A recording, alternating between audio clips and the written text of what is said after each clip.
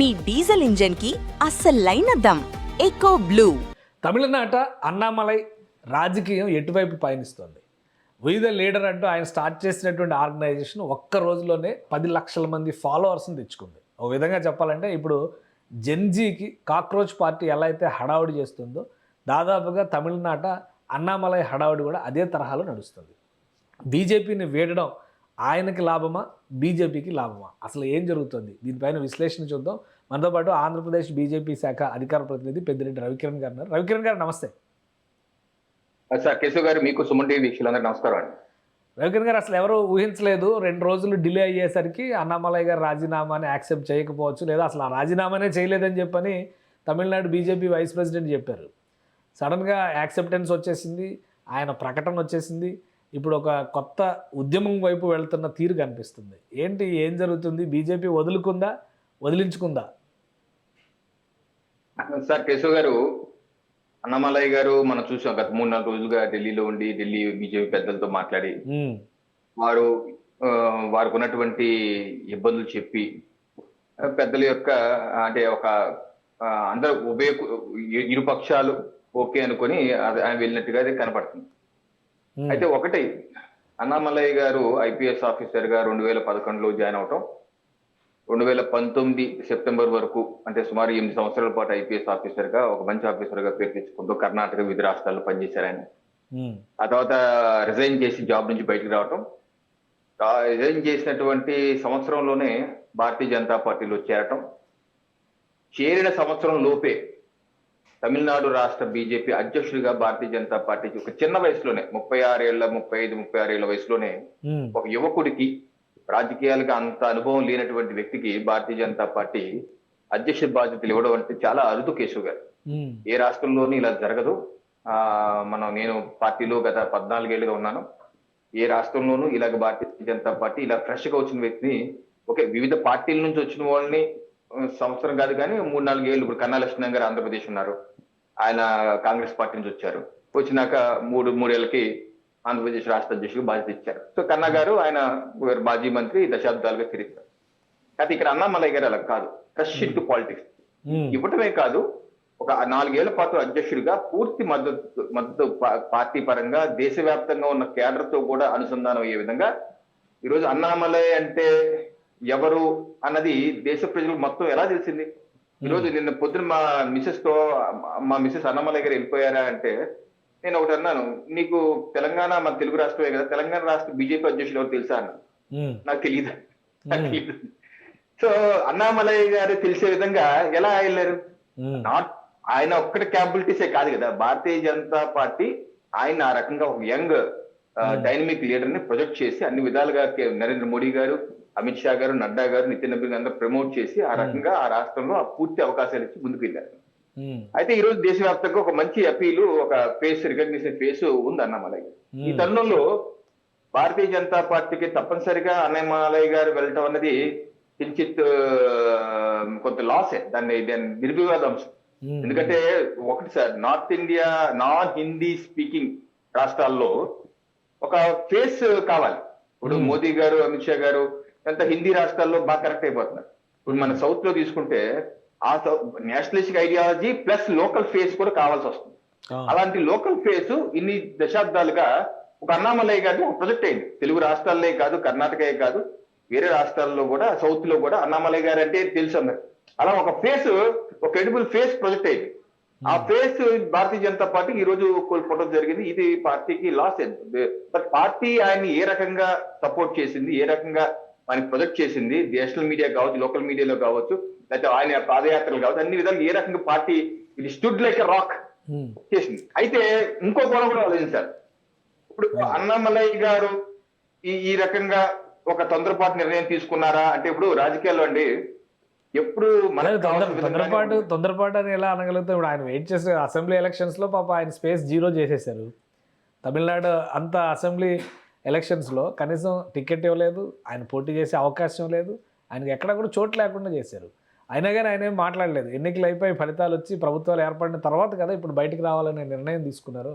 ఆ తర్వాత కూడా ఎలాంటి బుజ్జగింపులు ఏమీ లేవు. సో ఇది బీజేపీ అధిష్టానం చేసినటువంటి ఉదాసీనతగా చూడడానికి అవకాశం లేదంటారా? ఇందాక నుంచి చెప్పింది అది అధిష్టానం ఒక కొత్తగా 35-36 ఏళ్ల వయసులో వచ్చినటువంటి వ్యక్తికి పార్టీ పగ్గాలిచ్చి ఈరోజు దేశవ్యాప్తంగా ఒక పరిచయం, ఒక గుర్తింపు ఇవ్వటం, అన్నామలై అంటే ఏంటి పరిచయం అక్కర లేకుండా చేసి ఆ తమిళనాడు రాష్ట్ర రాజకీయాల్లో పూర్తిగా వెనక నిలబడింది పార్టీయే కదా. పార్టీ లేకపోతే అనేక మంది ఐపీఎస్ లు ఉంటారు, వెళ్తారు సార్ ఐఏఎస్ లు. అందరూ ఎవరు తెలుసు దేశవ్యాప్తంగా చెప్పండి, మనకు మాత్రం ఏం తెలుస్తారు, తెలవరు కదా. అలాంటి ఈయన్ని ఆ రకంగా పార్టీ సపోర్ట్ తో ఆ రకంగా బ్యాకప్ ఇచ్చి నిలబెట్టారు కదా. ఇది భారతీయ జనతా పార్టీ కేంద్ర నాయకత్వం చేసిందే కదా. కానీ నేనేమంటానంటే కొన్ని సందర్భాల్లో అండి మనకి ప్రతికూల పరిస్థితి కొంత ఉండొచ్చు పార్టీ.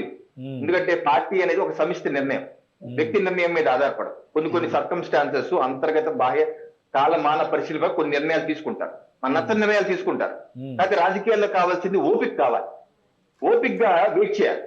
ఉదాహరణకి చెప్తాను, నరేంద్ర మోడీ గారు 1995 లో గుజరాత్ రాష్ట్ర బీజేపీ ఆర్గనైజేషన్ జనరల్ సెక్రటరీగా ఉన్నారు.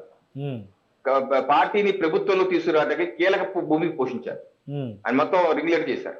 అయితే ప్రభుత్వంలోకి వచ్చాక 2 గ్రూపులు ఫామ్ అయ్యారు బీజేపీ, కేశవభాయ్ పల్లెలు లేకపోతే ఇంకా శంకర్ సింగ్ వాఘేలా.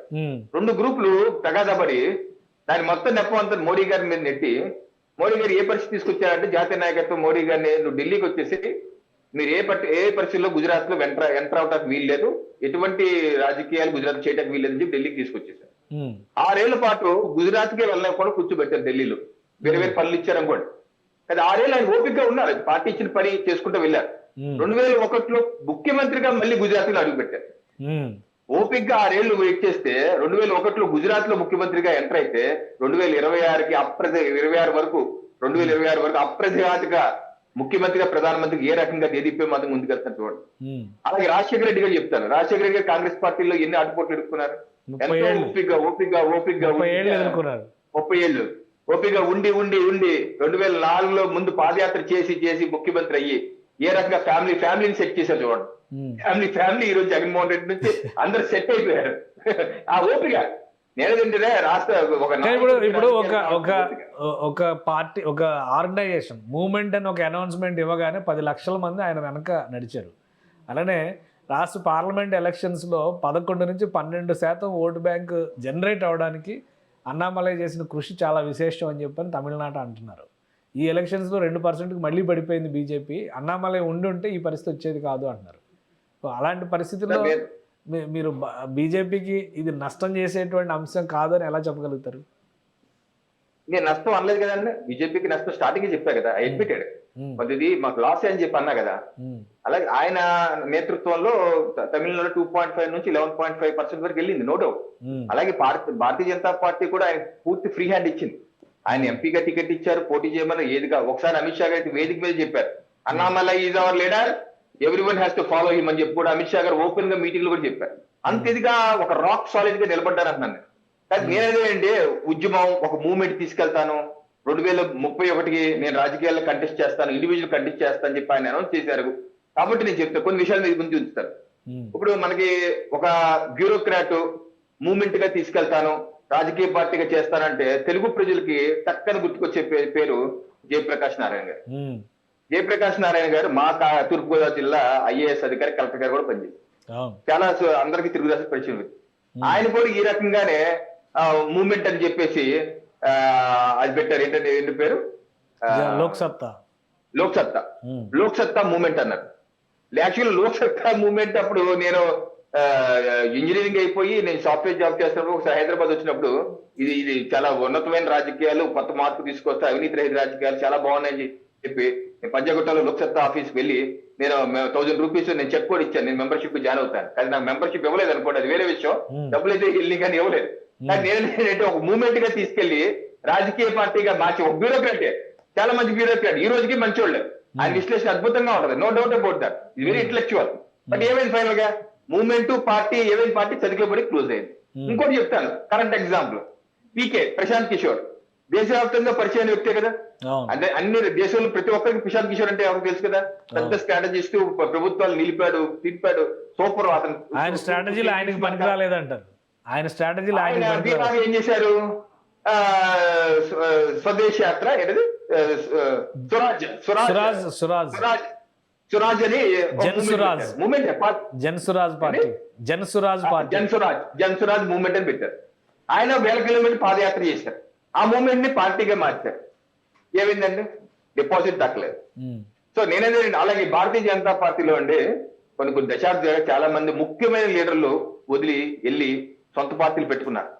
మీకు చెప్తాను ఉదాహరణకి కేశవభాయ్ పటేల్ గారు, లేకపోతే ఉమాభారతి గారు, కళ్యాణ్ సింగ్ గారు, అలాగే యశ్వంత్ సిన్హా గారు పార్టీ నుంచి బయటకు వెళ్ళిపోయారు, కొత్త పార్టీ పెట్టారు. ఆర్కే సింగ్ గారు, నార్త్ ఇండియా పేరు సార్. సౌత్ ఇండియా పేర్లు ఏమైనా ఉన్నాయా అంటే యడ్యూరప్ప గారు, బిఎస్ యడ్యూరప్ప గారు, వీళ్ళందరూ ఇష్యూ చూసుకుంటే సొంత పార్టీ పెట్టారు, మళ్ళీ తీసుకొచ్చి ఫైనల్ గా బీజేపీలో విలీనం అయ్యారు.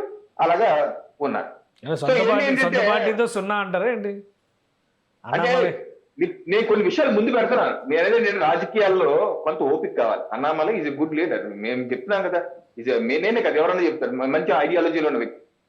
ఒక పార్టీని, ఒక మూవ్మెంట్ ని రన్ చేయటం, దాన్ని సస్టైన్ చేయటం, దానికి ఆయన చెప్తున్నా జయప్రకాష్ నారాయణ, ఆయన చెప్తున్నా జయప్రకాష్ నారాయణ గారికి గుర్తుకొచ్చారు నాకు. ఈ రకంగా వాళ్ళ ట్రైనింగ్ ఇస్తాను, క్లాసులు పెడతాను, వాళ్ళ ఎథిక్స్ అంటే ఏంటో నేర్పుతాను. ఇవన్నీ నేర్పితే వచ్చేసాయి కాదు, నేర్పితే వచ్చేస్తాయి. ఎథిక్స్ అనేది క్లాస్ 10 లక్షల మంది మీరు అంటున్నారు, 10 లక్షల మంది ఎన్రోల్ అయ్యారని. వాళ్ళు ఎంతమంది ఎథికల్ వాల్యూస్ ఉందని చెప్పి ఏ రకంగా ఈయన టెస్ట్ చేస్తారు, ఏ పారామీటర్ టెస్ట్ చేస్తారు, ఎంతమంది ట్రైనింగ్ ఇస్తారు, ఈయన ఎన్ని లక్షల మంది ట్రైనింగ్ ఇస్తారు. ట్రైనింగ్ ఇస్తే కూర్చుంటే అయిపోరు. సో ఆ ట్రైనింగ్ లో ఎవరో ఒకరైనా సరే ఏదో అప్పుడు పని చేసి ఉండడం కూడా మొత్తం బుస్ అంటారు. నేను అంత ఈజీ కాదు. నేనంటే పెద్ద పెద్ద దురంధర పేర్లు చెప్పాను. నేను ఈ రోజు ముఖ్యమంత్రిగా చేసిన పేర్లు చెప్పాను. ఇది కళ్యాణ్ సింగ్, ఉమాభారతి ముఖ్యమంత్రిగా చేశారు ఆ రాష్ట్రానికి. అలాంటి వాళ్ళు చదువులు పడ్డారు. సో అన్నామలై గారు ఓకే, ఆయన future, I wish all the best future endeavour. But ఏంటంటే ఆయన తొందర రాజకీయాల్లో కావాల్సింది కొంత ఓపిక, కొంత సహనం కావాలి. కొన్నిసార్లు మనకి ప్రతికూల పరిస్థితులు ఉన్నప్పటికీ కొంత ఓపికగా ఉంటే ఫలితాలు, నరేంద్ర మోడీ గారు ఎగ్జాంపుల్ చెప్పాను. చాలా మంది మన ముందే కనపడతాడే, మన ముందే చాలా ఎగ్జాంపుల్స్ ఉన్నాయి. సో వయసు చాలా చిన్న వయసు, 42 ఏళ్ళు, ఇంకా బోల్డ్ వయసు ఉంది, 30 ఏళ్ళు రాజకీయం ఉంది. సో కొంత ఓపికగా ఉంటే బాగుండేదేమో. ఏదైనా సరే జాతీయవాద పార్టీ ఒకటి పెడతా అంటున్నారు. జాతీయవాద అది ఒక సాధించవలసిన విషయం. ఒకటి Nationalist ideology rooted with Tamil sentiment అంటున్నారు. ఏదైనా సరే ఆ విషయం the very best. Right. Thank you Ravikiran గారు విశ్లేషణ అందించినందుకు.